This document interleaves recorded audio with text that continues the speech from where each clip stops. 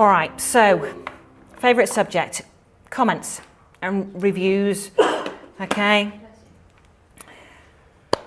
Online reputation management, so we're going to take sort of a slight sidestep, okay? People are going to be writing about you and your practice and your team online, on social media and off, okay? So this kind of is more than just on social media.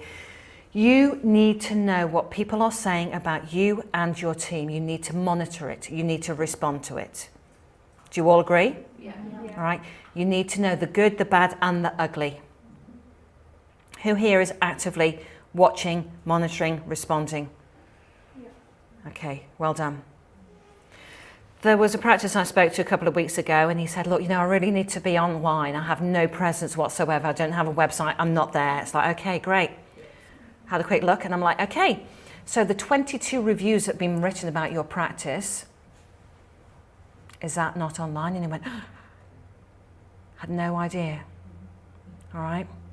The good, the bad, and the ugly, you need to know about it. And you need to respond.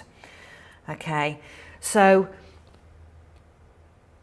people will be writing about you. Do you think it would be great to know if they're saying the receptionist is the friendliest person I've ever met? That would be really nice, wouldn't it? Do you think it would be good to know that they're saying the principal is always late, always running late, and it drives me insane because I know they're there. Yeah? You need to know what they're saying. Okay, don't stick your head in the sand. Do you remember Cecil the lion?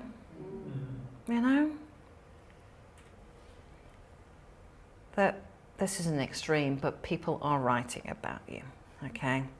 So we can't have any conversation about reviews without having a conversation about negative reviews, okay? So people say, I don't want to be online because people will start saying something negative about me. You already are. You're already online.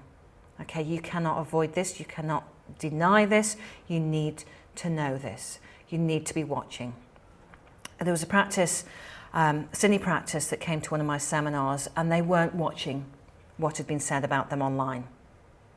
And it was a real patient giving a real review of treatment, an appointment that had not gone well. They didn't find out about it for 9 months. Because they weren't watching, and they contacted her and they said, oh, we're so sorry, what can we do? Is there anything we can do? And her response was, 9 months? No way. If you'd responded 9 days or 9 hours, then we could have done something about it, but 9 months, too late. Okay, so you need to watch. So I always get asked the question, so what happens if there's a negative review? What do I do? What do you think you do? Respond. Always respond, okay? And always respond from the very best part of you, because who are you writing this response for? Everyone. Well done. Everybody that is going to read that review, you're responding to everybody. So you need to show the very best part of you, the very best part of your practice. There was a practice over in WA where the situation was, it was a made-up patient. This wasn't a true review. Yeah, it happens. Yeah. And the principal just went ballistic. Do you think it's good to show the whole world the very worst part of you? No way. Okay. So we had a chat. They removed it. It's an opportunity for you to be able to show the best part of you. So what happened with this incident was they responded and said, oh, dear Joe, we've looked through our records and we can't find you. You're not one of our patients. Whoever gave you this terrible experience, was not us. Because at our practice, we pride ourselves on providing great dental care. You know, we really look after our patients. We spend extra time, you know, making sure that patients are okay. Do you see what I'm saying? Okay, turn a negative into a positive. A negative review is not necessarily a negative experience. So that's a situation that if the review was farcical, made up, okay, that's an easy one. If it was a real review from a real unhappy patient, you need to get the patient to contact you and get the conversation offline as soon as you can. So if it's a real review from a really unhappy patient, just say, we're really sorry. This should never have happened. You know, at our practice, we pride ourselves in delivering great dentistry care, caring about our patients, you know, whatever your values are. Please contact the practice as soon as you can. Okay? Get the conversation offline. If they respond again, say, thanks for your response. Please come into the practice. Please call. Get it offline. You don't want to get into an online conversation of he said, she said, you said, but you need to respond. Is that clear? Okay. So, you need to start monitoring. You need to know what's being said, the good, the bad, and the ugly. Okay? Learn from the feedback. It is a gift. You know, it's great to know what people are saying about you when you're not in the room. True? And about your team. Okay? The good, the bad, and the ugly. Now, are you all aware that you cannot ask for reviews? Everybody aware? Okay, beautiful. You can't ask for reviews, or you cannot ask for positive reviews. You cannot ask for reviews. I thought that we got told something similar to that. Yeah, And I yeah. think Yeah, we've had with conflicting any feedback is... Yes, feedback was Yeah. fine, but you couldn't ask for positive. So this feedback. isn't You patient couldn't- surveys here. This is, please will you write a review? Okay. Okay? You can ask your patients to give you feedback, surveys. But you cannot say, dear Fred, please can you write a review on my Facebook page? Yeah. What if they're giving you a really good feedback at the front desk, and I usually tell them I would love to see that on you? Is that a bad thing? Is that a bad thing? Because they're already going on about it. Yep. Oh, I'd love to see your feedback on... My job here is to tell you the APRA guidelines. Okay? I train at the ADA. I need you guys to know what you can and can't do. What you decide to do in your practice is a judgment on risk. Truly. APRA guidelines say you cannot ask for reviews. Can you use a third party?